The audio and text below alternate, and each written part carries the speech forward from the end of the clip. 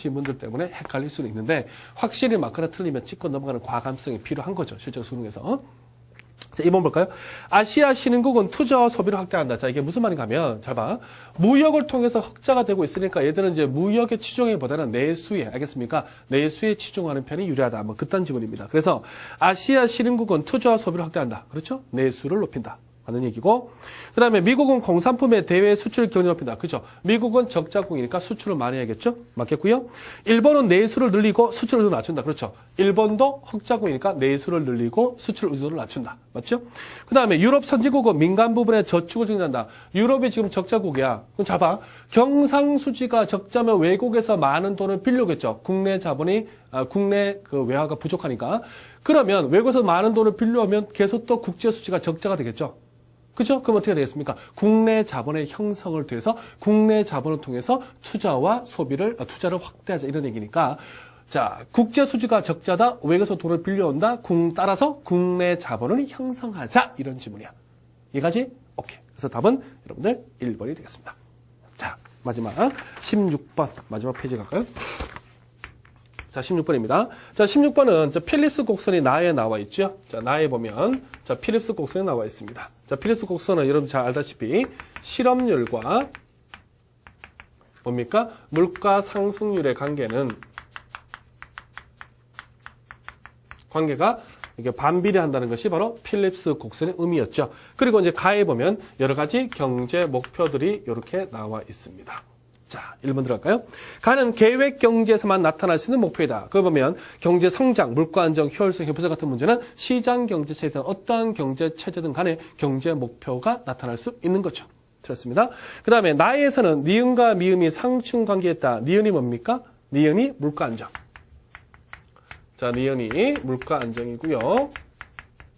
그 다음 미음은 뭡니까? 미음은 완전 고용이죠. 됐네. 자, 여러분들. 필립스 곡선의 의미가 뭐라 그랬죠? 실업과 물가는 뭐 상충 관계에 있다는 얘기죠. 알겠습니까? 그래서 완전 고용을 달성하기 위해서 경기를 확장하면 물가가 오를 수밖에 없고 물가 안정을 달성하기 위해서 총수요를 줄이면 실업이 늘 수밖에 없죠. 그래서 둘의 관계는 뭐다? 상충 관계에 있다. 두 개를 동시에 달성하기는 쉽지 않다. 이것이 필립스 곡선의 의미라 그랬잖아. 됐죠? 답은 정확히 나오네요. 답은 2번. 강조했죠?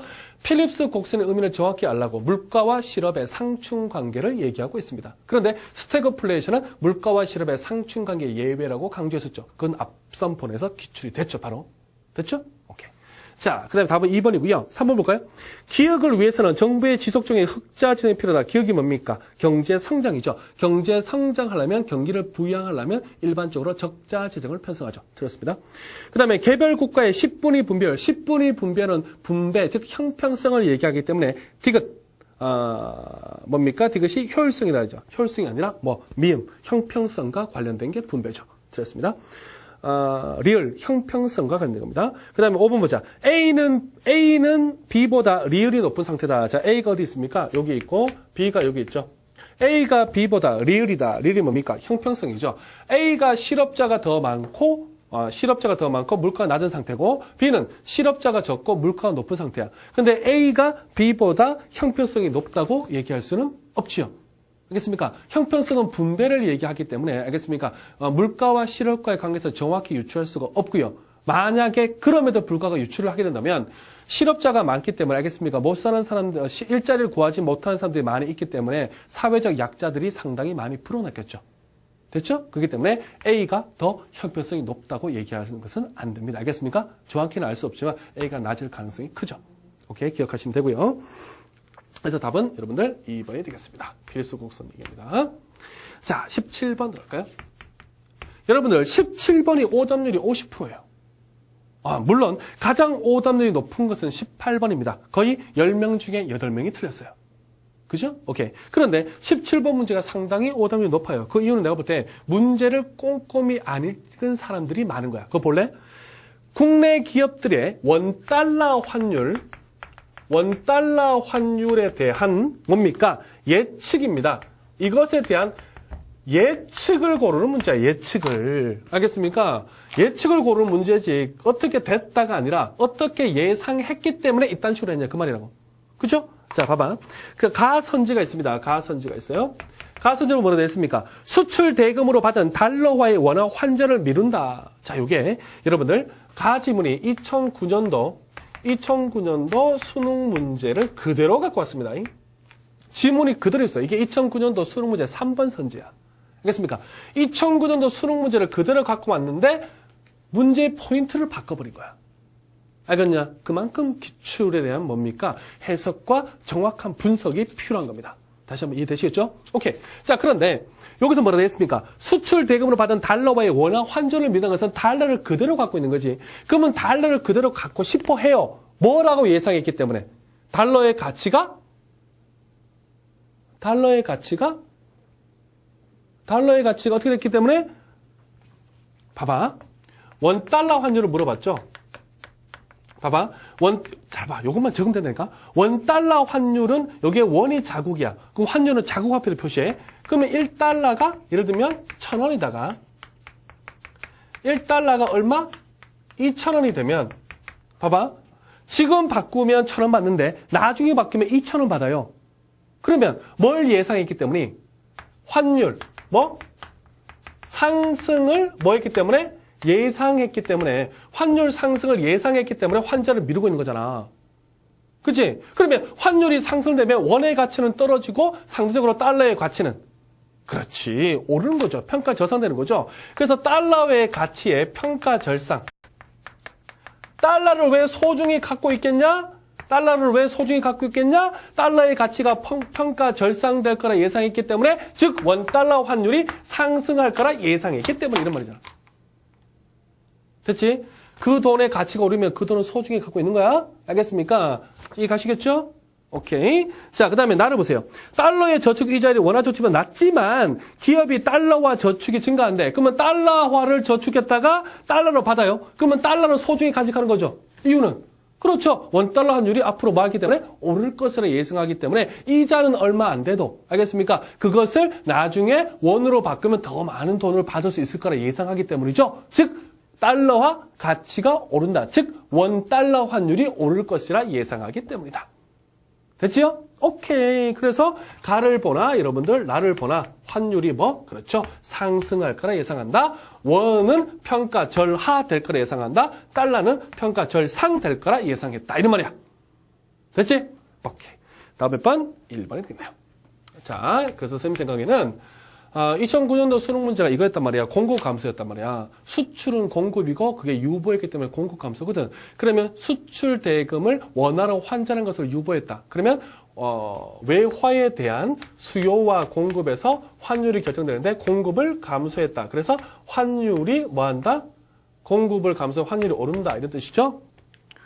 됐죠? 그래서 그 밑에는 달러와 저축한다 그러면 공급이 증가된다. 그래가지고 환율 상승 하락으로 한 사람들이 많았을 거야. 근데 이거는 결과를 물어보는 게 아니라 어떻게 예측했기 때문이냐를 물어보는 알겠습니까? 그런 선지였기 때문에 아마도 상승 하락을 많이 했을 겁니다. 2번을. 답은 1번입니다. 됐죠? 오케이. 자, 18번. 잘 봐. 자, 18번. 이번 수능에서 오답률이 가장 크게 달했던 문제입니다. 여러분들 오답률이 거의 70대 후반을 찍습니다. 그래서 여러분들 10명 중에 8명은 틀렸다. 알겠습니까? 이것을 맞춘 친구들은 등급이 아마도 많이 높았을 것이다. 이런 문제야. 상당히 별거 있는 문제인데 자 봐요. 이 로렌츠 곡선은 항상 출제가 됩니다. 그죠? 출제가 되는데 선생님 뭐라 그랬습니까? 자, 일단 요거 먼저 볼까? 선생님 뭐라 그랬어? 파이널을 할 때 항상 얘기했어. 로렌츠 곡선이 나오면 이거라 그랬어. 봐봐. 상위 계층의 로렌츠 곡선의 기울기가 그 밑에 못 사는 애들은 무슨 계층? 그렇지. 하위 계층의 기울기보다 항상 뭐 할 수밖에 없다? 그렇지. 더 급할 수밖에 없다. 더 클 수밖에 없다는 것을 꼭 기억하라 그랬고 요것이 바로 이번 수능에서 상당히 중요하다고 얘기를 했고 플러스 알파로 뭐라 얘기했습니까? 직선이면 로렌츠 곡선이 직선이면 그 계층 안에서는 모두 다 돈이 얼마인지 모르겠지만 똑같이 갖고 있다. 즉 평등하다고 얘기를 했습니다. 그다음 마지막 로렌츠 곡선은 분배를 얘기하고 있는 거지 경제의 성장이나 양적 개념과는 관련이 없다. 그까지 세 개를 상당히 중요하게 선생님이 얘기를 했고요. 결국엔 이 두 개를 가지고 문제를 푸는 거였습니다. 이게. 알겠죠? 다시 상위 계층의 기울기가 하위 계층의 기울기보다 론치 곡선이 급할 수밖에 없고 그 다음에 론치 곡선이 직선이면 그 계층 안에서는 평등하다. 이 두 개가 상당히 중요하죠. 여기까지 푸는 문제입니다. 볼까요? 자, 일단은 Y축이 소득 점유율입니다. 자, 항상 여러분들 이거는 아시겠죠? 소득 점유율이고. 자, X축이 뭐냐면 X축이 인구의 누적입니다. 인구의 누적 점유율이 되겠죠. 그 다음에 이 각도가 45도죠? 이거는 완전 평등선이 되겠죠. 자, 그랬을 때, 자, A점이 여기에 있고, 그 다음에 B점이 여기에 있고, 그 다음에 C점이 여기에 있고, D점이 여기에 있고, E점이 여기에 있습니다. 비싼 건데, 자, 비싼 물품인데, 잘 봐. 여기 됐습니다. 됐을 때, 자, 1번. 첫 번째 봐봐요. 자, 지금 잠깐만 노란색 불빛을 훔쳐올게요. 자, 훔쳐왔다. 싹, 오케이. 자, 봐. 자, 그랬을 때, A국은, 각국의 론치 곡선은 A점을 지나며, 이렇게 지나. 그러면 이렇게 됐다는 얘기죠? 요게 각국이야. 그 다음에, 각국. 그 다음에 을국은 뭐 점을 지나? B와 C를 지난대. 이렇게 B와 C를 을국이 지난대요. 이게 을국이야. 그 다음에, 병국은 B와 D를 지난다. 라고 됐습니다. 이렇게. 됐죠? 이게 병국이야. 됐나요? 오케이. 자, 1번 들어갈까요? 기억. 을국의 로렌츠 곡선은 이 점을 지날 수 없다. 라고 됐습니다. 을국이 어떻게 돼요? 이렇게 됐죠? 잘 봐. 을국의 로렌츠 곡선이 이렇게 돼 있어. 그런데 을국이 만약에 이 점을 지납니다. 이렇게. 이 점을 지나 이렇게 되죠? 그 다음부터 봐. 이 점을 지난 다음부터 생각해봐. 그 다음부터 어떻게 갈 수밖에 없어? 이렇게 갈 수밖에 없지. 그죠? 그러면 이 기울기가 급해요? 이 기울기가 급해요? 이렇게 가거나 이렇게 가거나 뭐 이렇게 가야 되는데 이 세 개의 기울기보다 이게 더 급하죠. 그죠? 그런데 여기 개체 봤을 때 여기 애들이 애들보다 더 잘 사는 애들이잖아. 제일 못 사는 애를 여기다 놓고 그다음 잘 사는 애를 누적시킨 게 바로 런치 곡선 아니야. 그지? 그런데 잘 사는 애들이 누적되는데 오히려 누적의 속도가 더 늘어버리면 이게 말이 돼요, 안 돼요? 안 되죠.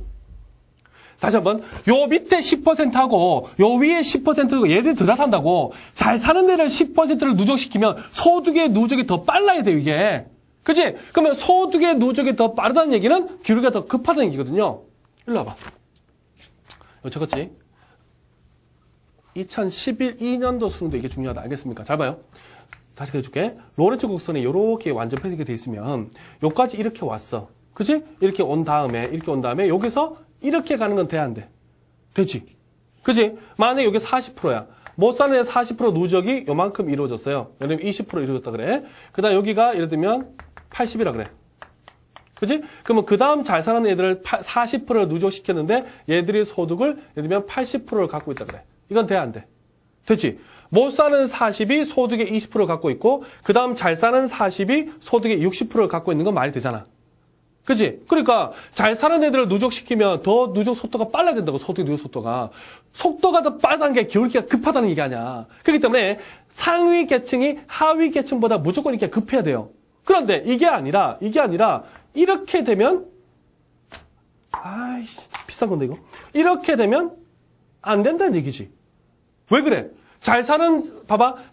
못 사는 40이 소득의 20%를 누적 점유하고 있는데 그 다음 잘 사는 40이 소득의 요만큼을 누적 점유하고 있는 거잖아. 이러면 돼요, 안 돼요? 안 되죠. 그렇기 때문에 상위 계층의 기울기가 하위 계층의 기울기보다 무조건 급해야 된다고, 이게. 그럼 일로 와봐. BC가 이렇게 완전 평등선과 기울기가 똑같이 올라갔단 말이야. 문제를 보면. 똑같이 올라갔는데 E를 지나게 되면, 알겠습니까? 그 다음은 더 완만해질 수밖에 없단 말이야. 어떻게든 간에. 그지? 이렇게 가나, 완만해질 수밖에 없지? 그러니까 이 점을 지나면 돼요, 안 돼요? 안 되겠죠. 이 점은 지날 수 없다. 맞습니다. 그 다음에 니은. 병국은 전체 인구 중에 80%는 동일한 소득을 갖고 있다. 병 봐봐. 병이 이렇게 돼 있지. 그죠? 근데 만약에 밑에가 불평등해요. 얘들아, 불평등하면, 일로 와봐. 불평등하면, 소득의 분배가 불평등하면 로렌츠 곡선이 이렇게 여기까지 불평등하다. 예를 들면 배가 이렇게 깔릴 수밖에 없다고, 이렇게. 그치? 봐봐. 한 명의 소득 점유율, 그 다음 또 한 명, 누적시킬 때마다 얘들이 더 잘 사는 애이기 때문에 누적 속도가 빨라지죠, 이렇게. 그렇기 때문에 여기 이렇게 체중적으로 증가한다고. 그러면 B와 D가 이렇게 되는데 만약에 얘들 불평등하면 이렇게 차등적으로 증가하겠지. 봐봐. 이게 배가 이렇게 깔릴 거 아니야, 이렇게.